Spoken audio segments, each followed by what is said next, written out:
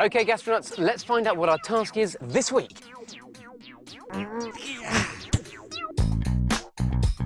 What's the world's weirdest diet?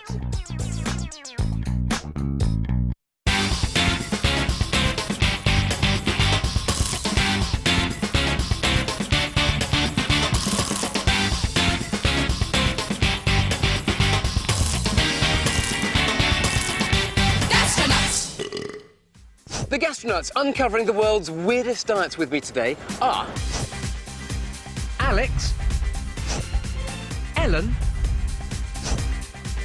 Remy and Nathan. The weirdest diet I've heard of is eating hamster, maple syrup and olive oil, cooked badger. I think it might taste like smelly poo. Ox tongue because it's a tongue and it comes from an animal. We have tongues and it's bloody. Coming up on today's show, the Gastronuts get their heads round eating brains. Just looks brain. They discover the glamorous diet of an Arctic explorer. It's like something you find on the bottom of your mum's cooking pan. And they dine on a dinner that's fit for a king. Well, all that's coming up later. But first of all, the question today is, what is the world's weirdest diet? And I'm not just talking about people trying to lose weight, but people who eat sort of strange things for some reason. Anyone know of a strange diet? I've got a friend that just eats ham and has to have ham with everything. Why? I think she just loves it. She just loves ham, so she has to have it. What happens when she doesn't have ham with the meal? She gets quite angry. Yeah. And just demands ham. Bring me ham! Brilliant. OK, Alex, any ideas about people who eat certain ways? Vegetarians don't eat meat. Some people don't like meat, or they think that eating meat is wrong. Would you be a vegetarian? I like meat too much. Yeah, same here. Anyone else? What do you reckon, Ellen? My friend's mum is on a diet to lose weight and she's only eating chocolate and milkshakes. Would you ever do that? I like the sound of it. A life of chocolate. That's not such a bad idea, I guess, is it? Nathan? I won't eat anything green. You won't eat anything green. Why is that? It tastes plain and I don't like the taste. You've come up with a new religion. Anti-greenism or something. Well, today we're going to look at why people eat certain foods that seem a bit weird to us, or maybe even a bit disgusting, but make complete sense for them. OK, you up for this? Yeah! OK, let's go! Colin Jackson is a former 110-metre hurdler who won the gold at the Commonwealth, European and World Championships and held the world record for an astonishing 13 years. But just what was the diet that fueled him to victory? So, Gastronuts, Colin Gastronuts. Hey, what's happening? So what we want to know is, how do you create a running machine like yourself, and how much does food play a part in it? Well, food is your fuel, right? It's the most important thing for any sports person, really, to be able to get the energy to go out there and compete and to train. Do you have time to cook for yourself? You can imagine you want the right minerals and vitamins and everything that can give you the right type of energy. So it's pretty important that you cook for yourself. Do you usually eat fast food or do you have it every once in a while? Yeah. Does that's fast the thing. food make you fast? I know lots of actual athletes who used to eat a lot of fast food. But me, no. I wanted to really eat more pure food that I think was better for me. So, guys, underneath one of these lids is what Colin eats as an athlete. What do you reckon's going to be in it? Like carrots, Yeah. salads, Vegetables. just healthy food. Just healthy food. Colin, would you like to show us? All right. Dunno. It's quite nice. Oh, OK. Chicken is really good for you because it's really high in protein, which helps you build muscles. The salad will fill you up. And also, it's really high in minerals, vitamins, and also fibre. So this is the sort of food that a power athlete would eat. Does that mean that you'd be rubbish at a marathon? Yeah, that's really not the real source of energy that someone who runs for a long distance or football players, people who are active for a long time, would rely on. What would they need?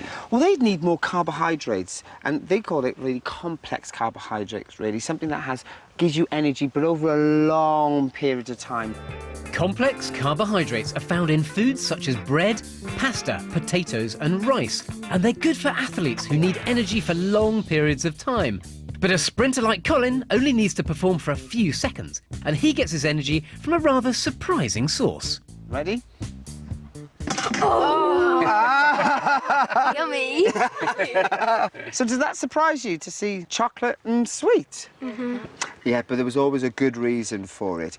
After training, you really need your energy back really quickly. So I'd have some wine gums because they're full of sugar, which give you a little bit of a lift, but there's zero fat in them.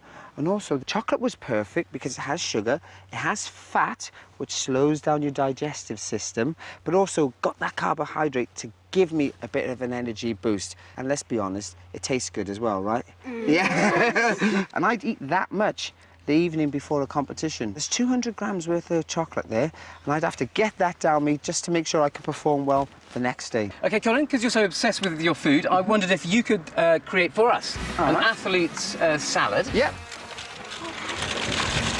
By the way, Colin, I don't think I mentioned this, but it's a race, mate. Oh, come no on. way! Quick! Oh, come on! No way! Yes! Woo!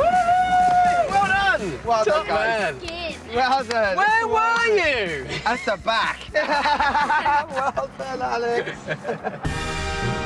We managed to beat a world champion even without eating like he does. But what other weird diets do professional sports people have? You, Ellen, are a sumo wrestler. Strong. Big, fat, strong. Swimmer, Nathan? Sporty. Lithe, strong. Alex, you are a footballer. Footballers need to be able to run around a lot, I guess, don't they? Yeah. And a Jockey. jockey. They can't be too big, otherwise the horse might break their back. OK, so let's have a look at what sort of foods you're eating here. Now, you're a jockey. This is what you'd have. Now, jockeys eat pretty good meals with a big range of different foods, but just a relatively small portion. Would you be happy with that meal? No? It's not enough for you, is it? OK, well, there you go. That's a jockey's meal.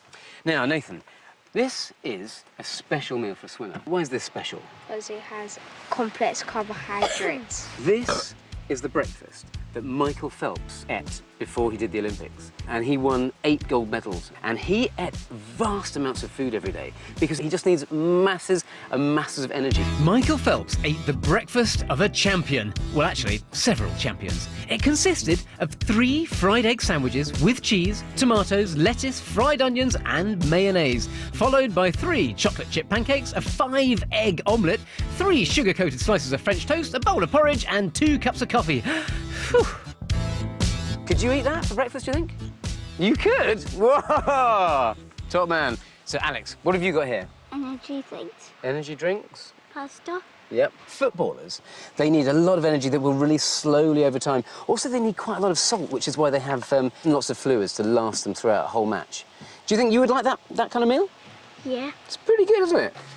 OK, big lady, let's have a look at your meal. Why do you think a sumo wrestler needs this? It's got so much. So much food. And what sort of food have you got? Everything. Really. Everything. And what this is called chenko nabe. Sumos skip breakfast. They exercise on an empty stomach and eat just before they go to bed so they don't burn off any food they've eaten. In doing this, their bodies store fat and put on loads of weight.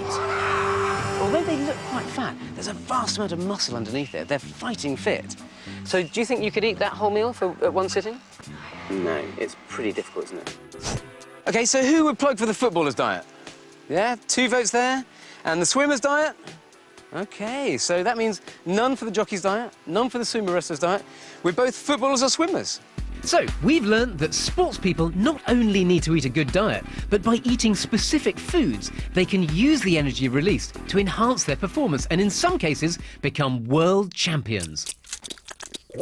There are some diets where people eat specific foods for health reasons. There are other diets where people eat specific foods because it's all that's available for survival. Now we're going to look at one diet that combines survival and health in one. Gastronuts, let's dine like it's 1944.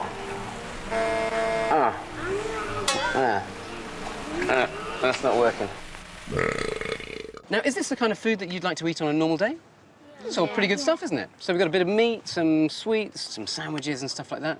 You like chocolate, don't you? Yeah. OK, well, during the war, you didn't have... No. You didn't have that?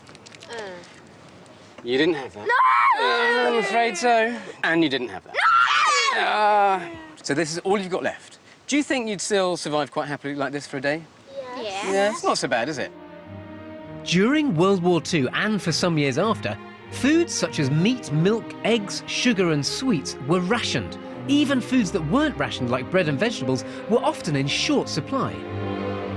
The trouble was, in the war, all of Europe was occupied, so we couldn't get any of the food that normally gets imported from Europe. It was very difficult for ships to cross the sea, bringing all the foods that we normally get from a long way away, like fruit, rice. So you'd have to make do with foods that were grown in the UK as far as possible.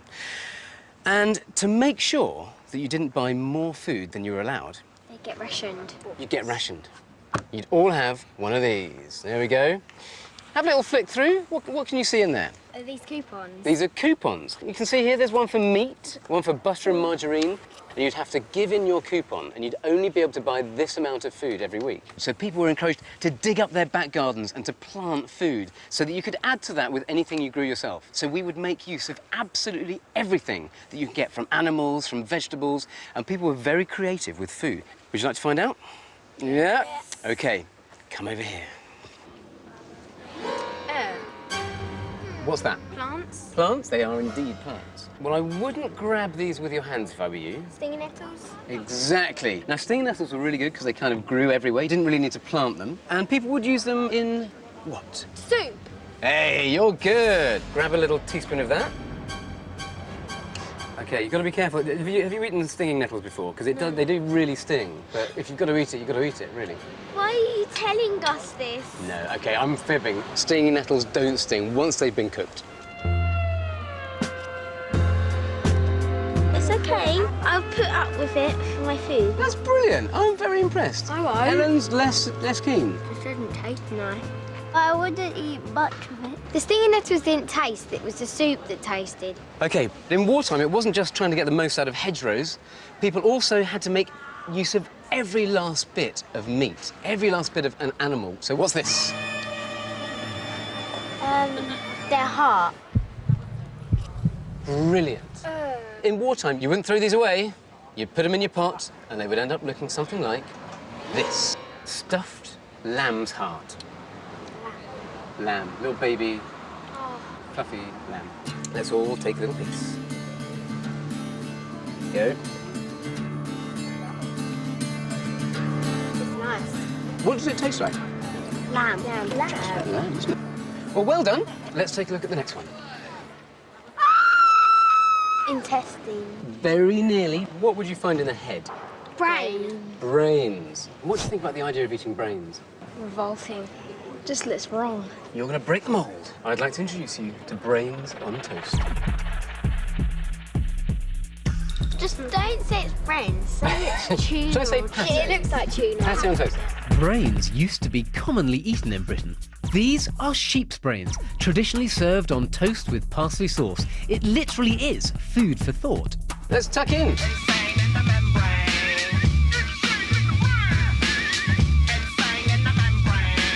Really don't like that. Quite nice, and it's really slimy. If you eat brain, does your brain increase and get cleverer? The truth is, it's really good for you. It doesn't mean that your brain will be any better. But it's a really good meat, you know, there's masses of protein. And this is what kids in World War II needed. OK, Remy, I'd like you to open up that red cover there for me. This is tripe. Tripe is the lining of an animal's stomach, usually a cow's. It's low in fat and high in protein, but some people are put off by its unusual smell and texture. Will the Gastronuts be able to stomach it? That, my friends, is curried tripe. How do you feel about the idea of this? Not so good. It's weird because you're eating stomach and it's going into your stomach, so... Yeah, sounds good to me. OK, everyone, have a taste. Oh, you put yours... Nathan's gone for it. What do you reckon, Nathan? Go on, Ellen, give it a go. How come it's the stomach that makes you go a bit funny?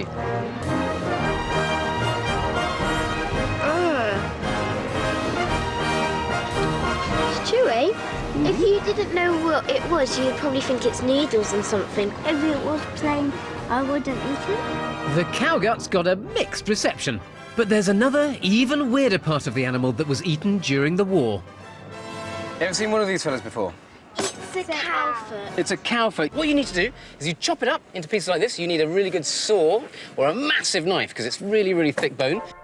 Then add a few herbs, loads of water, boil it for 3 or 4 hours, and you're left with a sticky substance called gelatin. Believe it or not, this is the jelly that you have in your ice cream, or that's used in chewy sweets. The gelatin is diced up and mixed with our old parsley sauce. Will it make the cow heel any more inviting? OK, everyone, have a little taste. So, what do you think? It's got a jelly texture. What about the flavour? Vegetables. Just jelly. And what's bad about jelly? I don't like jelly. Yeah. It doesn't have flavour to it. It's very true. It doesn't have that much flavour. Now, the thing about the wartime diet is that there's less fat, they're getting more vegetables, they're eating less meat. It's actually a very, very healthy way to eat. So, bizarrely, although they had less available to them, a lot of people were really, really healthy.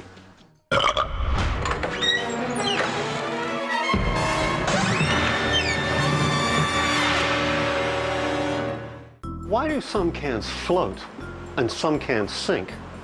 Let me explain. We have 6 cans of different drinks. We're going to put them into some water here, and I want you to watch what happens. 3 of them sink to the bottom, 3 stay at the top. Why the difference? Well, if you look at them, you'll realize that the 3 that float are actually the diet ones, while the sugared drinks go down to the bottom. Why should this be? Well, the reason is the volume is exactly the same. What must be different is the weight, and that means the sugar ones are actually denser.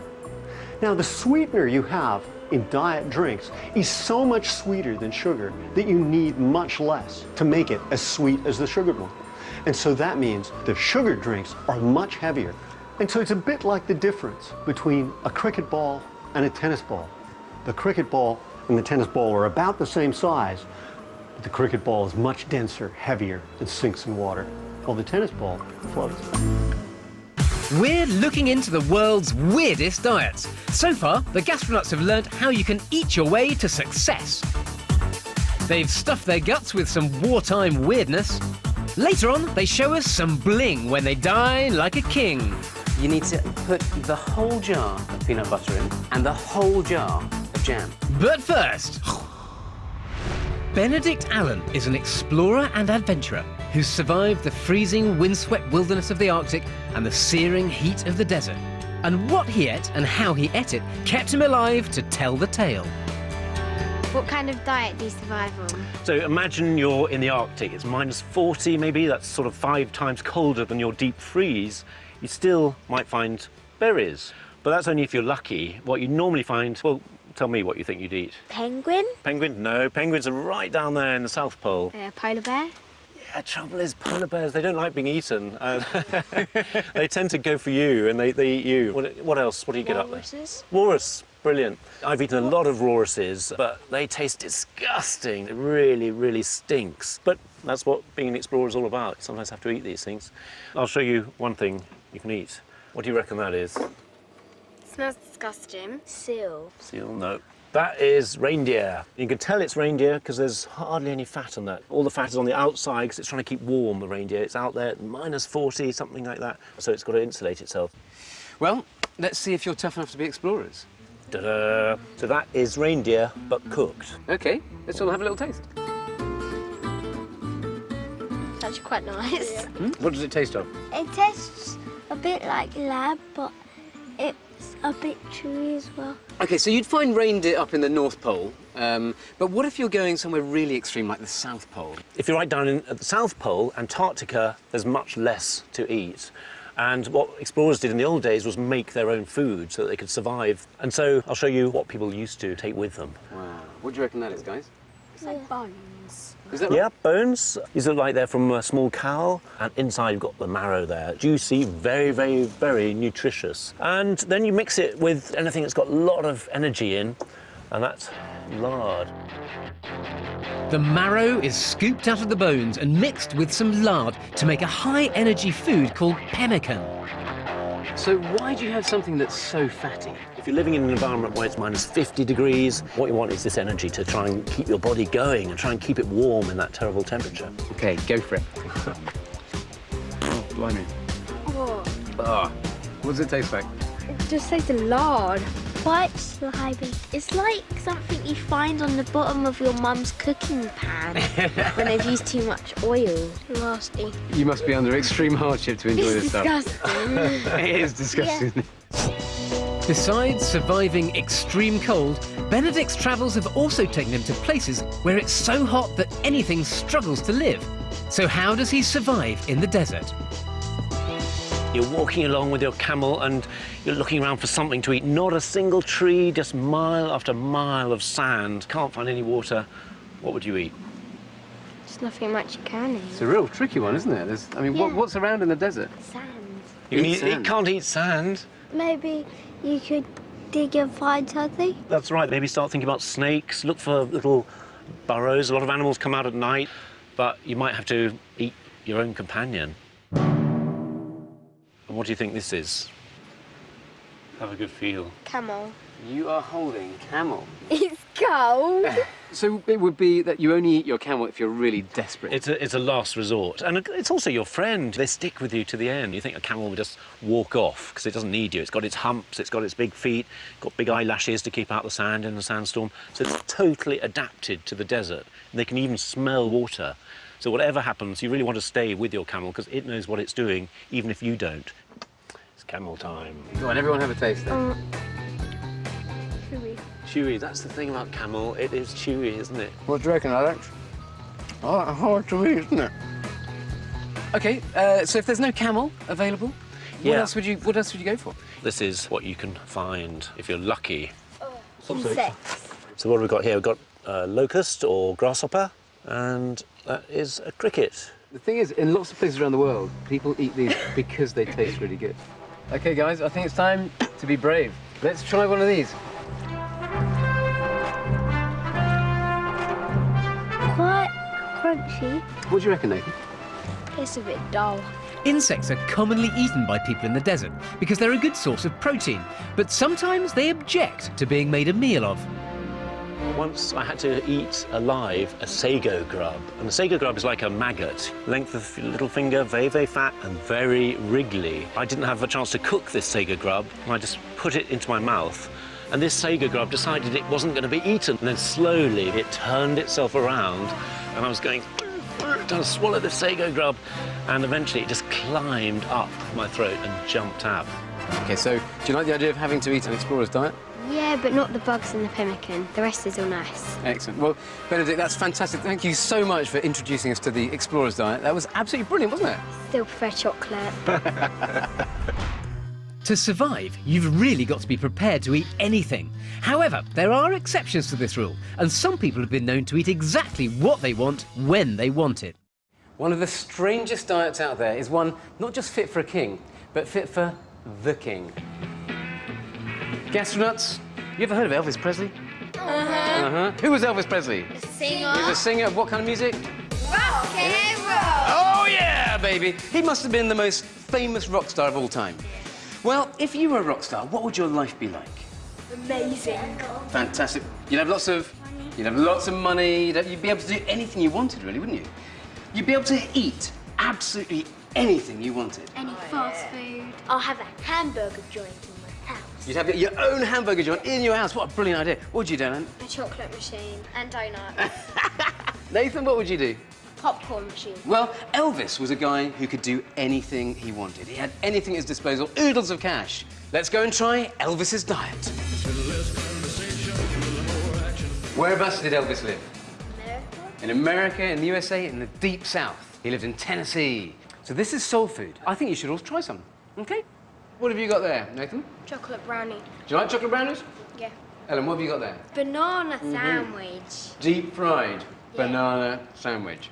Remy is holding cornbread. It's a kind of cake, but made with corn. Is that any good? It's nice. It's pretty nice, isn't it? Now that is grits. What does it taste like? It's quite plain. It's really filling, though. So, Alex, you're eating meatloaf. What does that taste like? Nice with the meat, I think. And I've got southern fried chicken. What do you think about this kind of food? Unhealthy. Unhealthy? Deep fried. Deep fried, a lot of fat. Well, Elvis loved this kind of food. Now, when he died, Elvis weighed more than twice what he should have done. And he weighed that much because he indulged himself. Elvis had one famous dish that he loved more than anything else in the world. And I think you'd probably like it. Do you want to try it? Yes. OK, we're going to cook Elvis's Fool's Gold. Fool's Gold starts with a loaf of bread. There's a loaf of bread each. This isn't just any old loaf of bread. This has been baked with butter. OK, now what we need to do is we need to hollow this out. Then you add peanut butter and jam. You need to put the whole jar of peanut butter in and the whole jar of jam. Go on, wallop it down. Come on, you've got to be bold. That's it.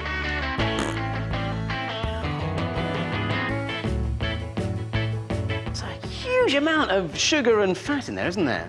All that sugar from the jam is kind of pure sugar in a way, and the peanut butter is pretty much pure fat. So, do you reckon that's healthy? No. Not healthy, but tasty. You're absolutely right. However, Elvis wasn't happy yet, so he added... It's gonna be nice. Bacon. Pound of bacon. Whole load of bacon. Say that again? That's the weirdest combination ever. Are you joking? No, absolutely, go for it. The final ingredient in the sandwich is 2 whole packs of fatty, streaky bacon. No wonder it's called Fool's Gold. You need to perform a bit of a flip. OK, you ready? This is one heck of a sandwich, isn't it? You're really excited. Whoa, look at that. Hold that. You're the devil in disguise, oh yes you are. A grown adult needs 2,000 to 2,500 calories in a day. Each of these sandwiches packs how many calories, do you reckon? 2,000. 2,000, you reckon 2,000? Anyone else? 3,000. Each of these sandwiches packs 4,000 calories. He would eat 2 of these entire loaves. 8,000 calories in a session. He was 42 years old when he died. Could have been something to do This. with Fool's Gold. Chow down!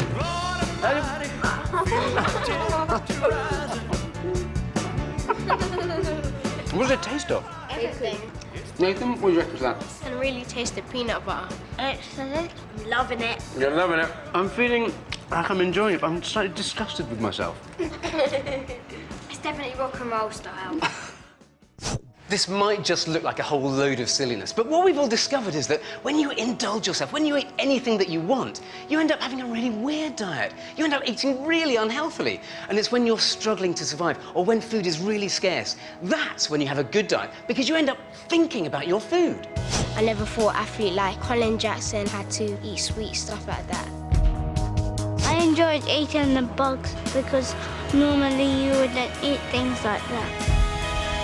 I'll be more careful about eating less sweets and chocolate because I don't want to die early. Or less Fool's Gold sandwiches. I think I eat a bit too much than I meant to eat. Maybe I could ration my food.